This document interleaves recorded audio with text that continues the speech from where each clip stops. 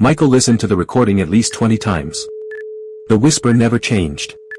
It wasn't distorted by static. It wasn't hidden beneath the knocking. It was perfectly clear. Almost. Too clear. You almost opened the door. He transferred the audio onto his laptop. Then onto another phone. Then emailed it to himself. Every copy sounded exactly the same. His insurance background had taught him one thing: evidence matters. If something couldn't be explained, you gathered more evidence. Not fewer. The following afternoon, Michael contacted the local police department. Not to report ghosts. He simply wanted to know whether anyone else had filed complaints about strange noises at the Wilson house. The dispatcher paused after hearing the address. Then she said something unexpected. You should talk to Officer Daniel Brooks. Why him? He was the last officer assigned there. Officer Brooks had retired 6 years earlier. Michael found him living alone on a small farm just outside Mill Creek. The retired officer looked to be in his late 60s. Quiet. Weathered. The kind of man who chose every word carefully. When Michael mentioned the Wilson house, Brooks immediately stopped smiling. I wondered how long it would take. They sat on the porch drinking coffee. Michael played the recording. Brooks listened without interrupting. When it ended, he slowly nodded. Same voice. Michael frowned. You've heard it? Brooks looked toward the tree line. I heard it in 2004.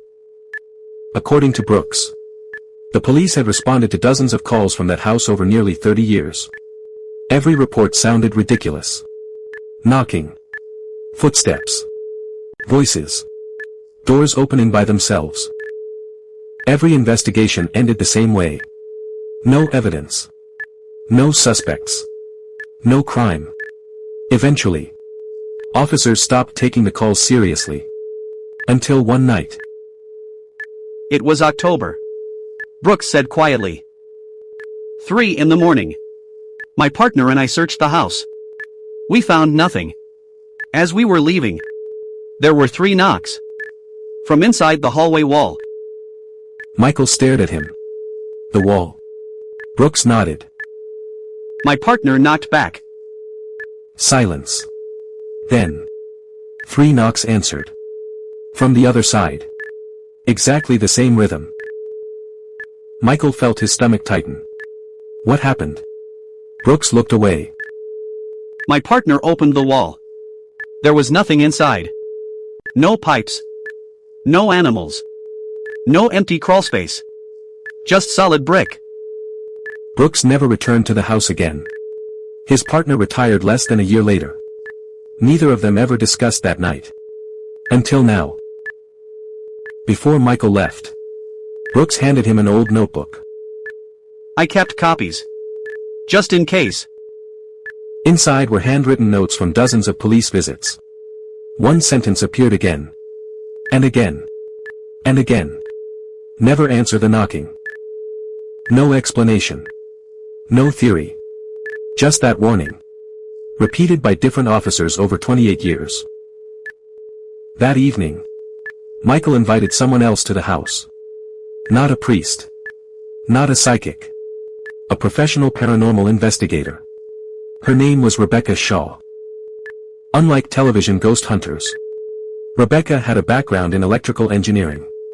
She specialized in explaining strange reports using science. She arrived carrying several hard cases filled with equipment. Thermal cameras. EMF meters. Sensitive microphones. Laser grids.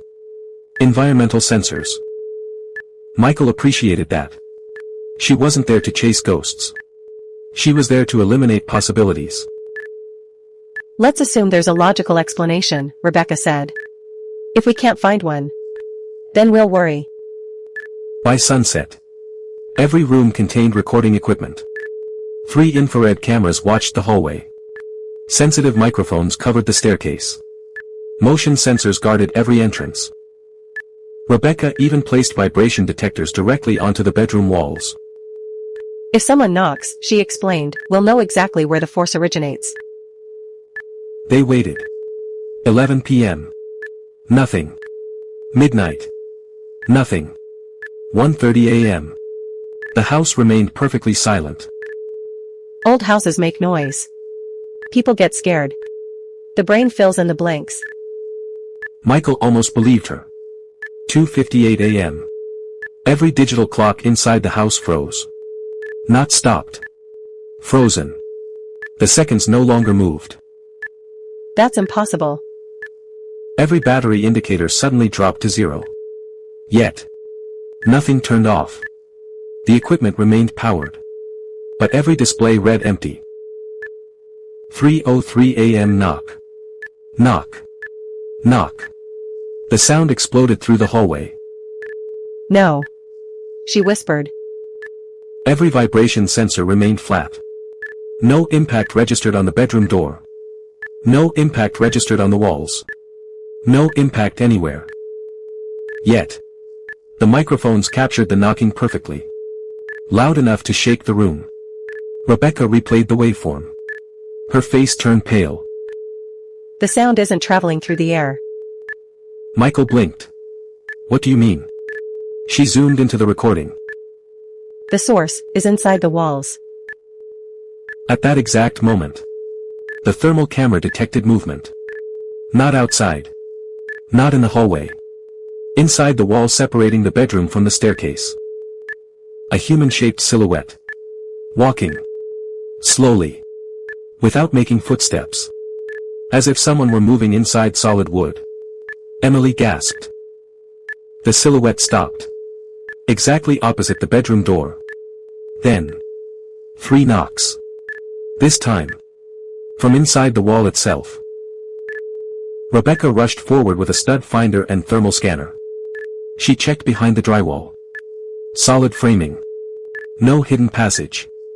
No empty cavity large enough for a person. Nothing. Yet the infrared image still displayed the figure. Standing perfectly still. Watching them. Michael stepped closer. The silhouette slowly raised one arm. As though reaching toward him. Then. It disappeared. Instantly. The room became silent again. Rebecca removed the camera's memory card. I've never seen anything like this. But that's not the strangest part. She replayed the thermal footage frame by frame. The figure wasn't walking. It wasn't floating. It appeared. One frame at a time. As if each image had been taken years apart. Almost like watching an old film strip. Michael suddenly remembered something. The police report. The owner heard knocking inside the walls. Rebecca nodded. I think we're looking in the wrong place. If something has been here since 1904, it probably didn't start inside the walls. I think it started underneath the house. As if responding to her words. A loud crash echoed from below. The basement door, which had been locked all evening, slowly creaked open by itself.